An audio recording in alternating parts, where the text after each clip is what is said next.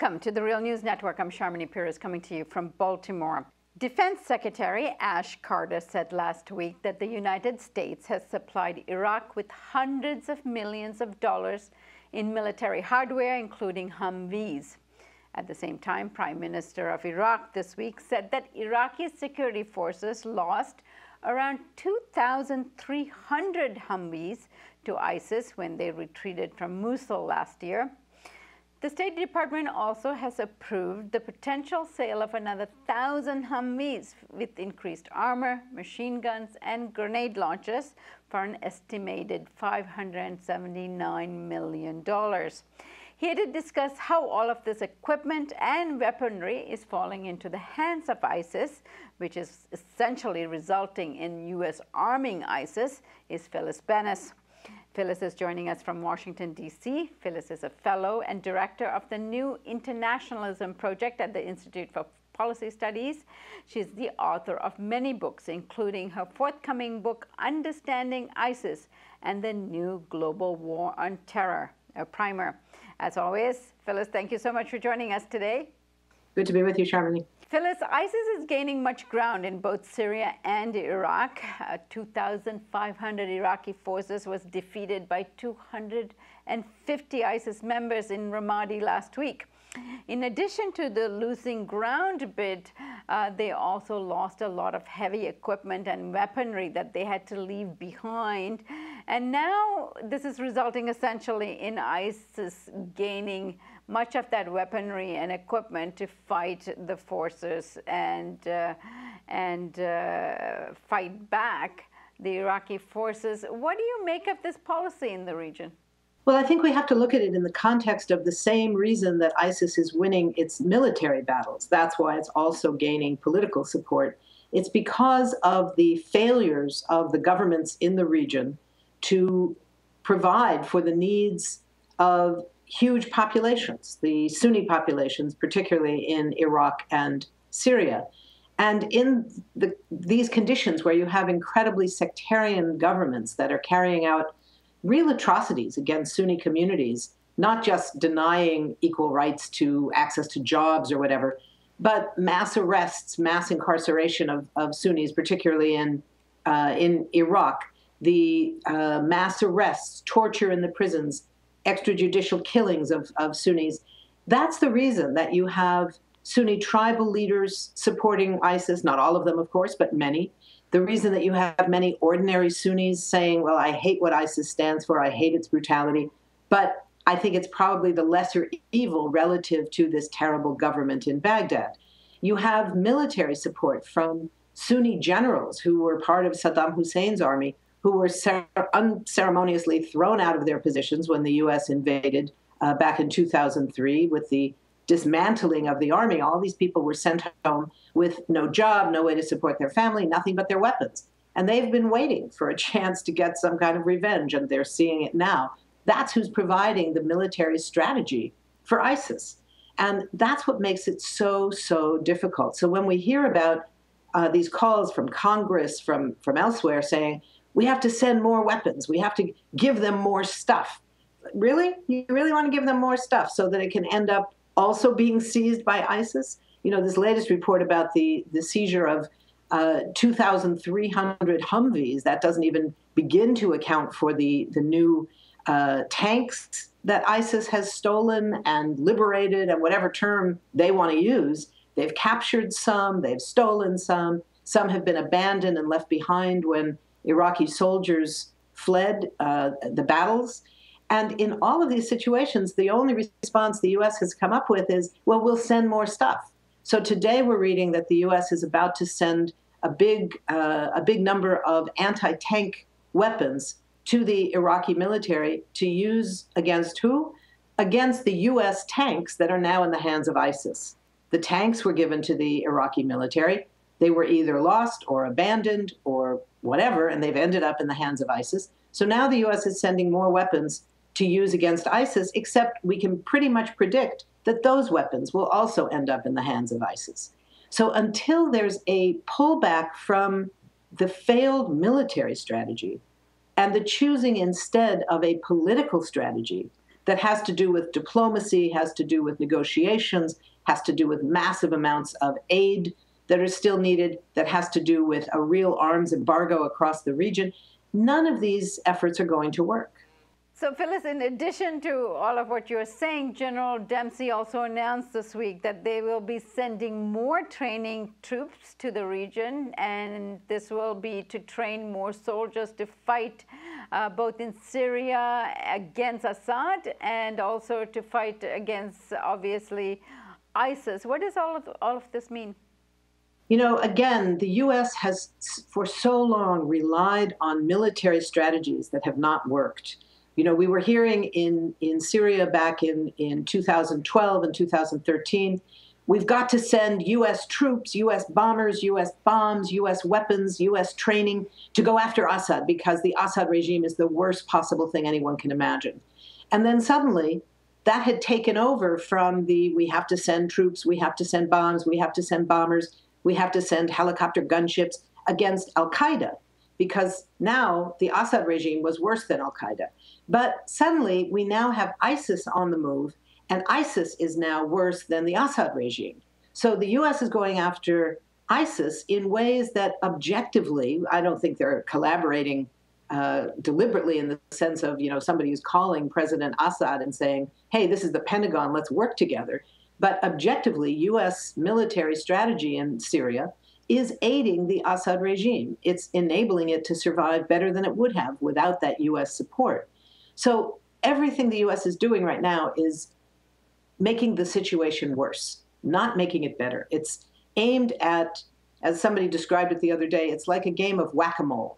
You know, we suddenly have the challenge of dealing with ISIS in Ramadi in Iraq. So we're going to send a huge amount of resources, soldiers and new weapons and whatever, to Ramadi, where in the meantime, whether it's in Syria, whether it's in Iraq, there are other crisis zones that are being created even as we speak. And the more weapons that get sent, the more weapons end up in the hands of ISIS. That's true in Iraq. It's true in Syria.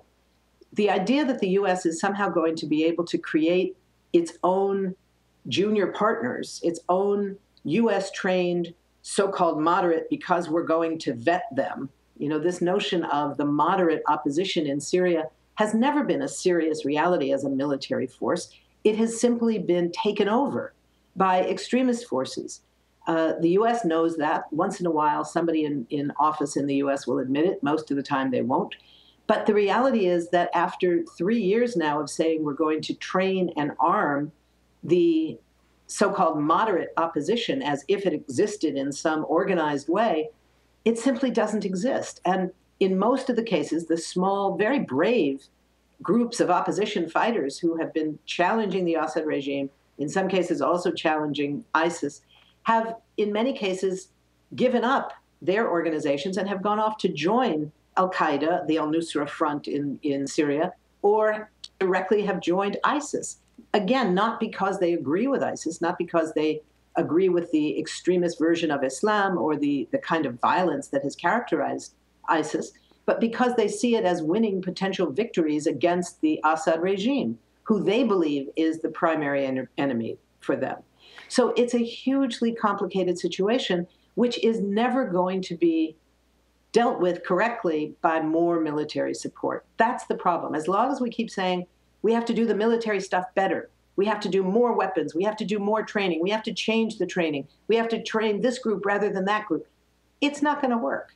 It hasn't worked yet, and it simply isn't going to work, because every one of those military actions ends up creating more anger, more opposition, even in those rare occasions when the U.S. gets the person they're actually aiming at rather than 15 innocent civilians who happen to be surrounding them. Even in those situations, those people have families and friends and villages and tribes and religious groups that they're part of who are outraged at the U.S. military assaults. And every bit of that outrage over time, as it gets worse and worse and deeper, it turns into greater support for the most extremist terrorist elements. So now, this is a failed strategy. With this failed military strategy, Phyllis, and if you got the right forces together to kick off a the discussions around a political solution, who would you be talking to? I mean, here, in one sense, Assad might be ready, given the ground that he is losing, but who is at the table? Well, I think you start from the vantage point that if you're serious about diplomacy, everybody has to be at the table. You don't exclude anyone because you think they're a terrorist or you think they might not abide by the agreements. Because if you exclude people, you're giving them the excuse to violate any agreement that's reached. This was the lesson that former Senator George Mitchell brought back after helping to negotiate the Good Friday Accords in Northern Ireland. He said, if you're serious about diplomacy, everybody has to be at the table. So if we start from that vantage point, if we're talking about talks to end the Syrian civil war, Iran has to be at the table. Part of the reason the talks failed the last 2 times was that the U.S. took the position that Iran is prohibited. Iran can't come because they're part of the problem. Well, they are part of the problem, so is the U.S. But the problem is if you ignore the people who are part of the problem, they're not ever going to become part of the solution. So yes, Iran has to be at the table, Russia has to be at the table, the Syrian regime has to be at the table. All of the Syrian opposition forces have to be at the table. The U.S. allies in the region that are arming and paying all of those opposition forces, some of whom are extremist Muslims, the Nusra Front, some are more secular forces, but the strongest ones, the ones with the biggest presence and the strongest presence on the ground, are all Islamist. They need to be at the table. Those governments that are arming them, the Saudis, the Kuwaitis, the UAE, Qatar, Jordan, Turkey, all those governments have to be at the table. This is going to be big regional and indeed global negotiations that should be under the auspices of the United Nations. You know, people say, well, how can you talk about negotiating? You can't talk to ISIS. They're crazy. I'm not necessarily saying that you start with direct talks with ISIS. That may or may not be possible at a later point. But at the initial point, you must talk to those who are enabling ISIS. That means talking to the governments that are responsible for arming, that are providing the arms that ISIS is stealing and that are directly supporting ISIS and ISIS-linked forces like in Saudi Arabia and elsewhere in the Gulf. That also means you have to support the presence at the table not only of the government of Syria, for example, the government of Bashar al-Assad, but you also have to have at the table those who are arming and paying that regime. So that means that Russia and Iran have a major role to play. And you have to put on the agenda, Sharmini, this is one of the most difficult things. You have to put on the agenda the need for not just a ceasefire, that needs to be on the agenda, of course, but there needs to be real talk of an arms embargo. That's the hardest thing to imagine, partly because that's where people are making money off of these wars. When you look at these wars and say, who benefits? The people who benefit are the CEOs and the shareholders of these giant corporations who make the planes and the bombs and the bullets and the tear gas and all of the weapons that are being sold to all the different sides. They're the ones who are a huge stumbling block.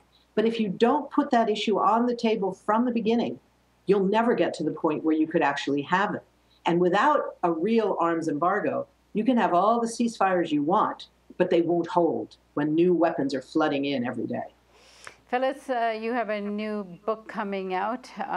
Tell us about it, and when is it coming out? The book should be out before the end of June. It's called Understanding ISIS and the New Global War on Terror, a primer. It's part of that series of Middle East primers that I've been doing over the last years. It's published by Interlink Books in Northampton. And it's done as frequently asked questions, sort of basic stuff from what was the war on terror? What's the new war on terror? Is it the same thing? Is Obama's war the same as Bush's war? And what's ISIS? What do they believe? Who are they? Why are people supporting them? What do you do about their violence? Don't you have to use violence against them? So it's all those kind of basic questions that people have been asking. And I'm hoping that it'll be a useful resource for people looking for some answers. Phyllis, I thank you so much for joining us, and I look forward to your book coming out. Thanks a lot. And thank you for joining us on the Real News Network.